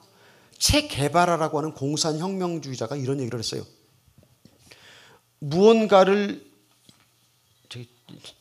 무언가를 위해 목숨을 버릴 각오가 되어 있지 않는 한 그것이 삶의 목표라고 하는 어떤 확신도 가질 수 없다. 무슨 말이냐면 무언가를 위해서 목숨을 버릴 각오가 되어 있지 않으면 그것을 위해서 죽을 준비가 안 되었다고 하는 이야기입니다.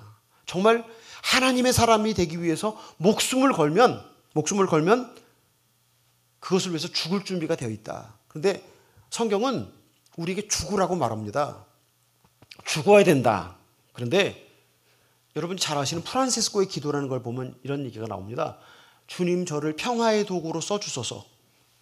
미움이 있는 곳에 사랑을, 징후가 있는 곳에 용서를 쭉 얘기하다가 내가 죽음으로써 영생을 얻기 때문입니다. 우리의 겉사람이 죽어야만 영생인 예수 그리스도가, 영생의 주체이신 예수 그리스도가 우리 안에 온전히 다스리고 통치하실 수 있기 때문입니다. 우리의 겉사람이 죽지 않고서는 하나님의 나라가 우리에게 임할 수가 없습니다. 1956년에 5명의 젊은 미국 선교사들이 에콰도르 정글에서 인디안들에게 살해당했죠. 창끝이라고 하는 영화를 여러분이 많이 보셨을 텐데, 자기 남편을 잃었던 한 여자가 자기 남편 선교사를 잃었던 여자가 이런 얘기를 했어요. 영원한 것을 얻기 위하여 영원하지 않은 것을 버리시기 바랍니다. 한번 따라 해볼까요? 영원한 것을 얻기 위하여 영원하지 않은 것을 버리십시오. 다시 한번요. 영원한 것을 얻기 위하여 영원하지 않은 것을 버리십시오. 과감하게 버리면 영원한 것을 얻을 수 있습니다. 그 영원한 것은 예수님입니다. 그 예수님이 우리에게 온전히 통치하시고 온전히 주장하시고 우리의 삶 전체의 주님이 되실 때 우리는 주님 우리를 부르신 목적, 거룩함의 자리에, 영생의 자리에 들어갈 줄로 믿습니다. 다시 한번 말씀드릴까요? 너희가 온 천하를 얻고도 너희 생명을 잃으면 무슨 유익이 있으리요? 예수님을 얻는 것은 온 천하를 잃어야만 하는 것이고 온 천하를 버려야만 하는 것이고 온 천하를 발로 밟아야만, 우리의 겉사람이 죽어야만 예수님이 우리에게 온전히 역사하시는 것으로 믿습니다. 기도하시겠습니다.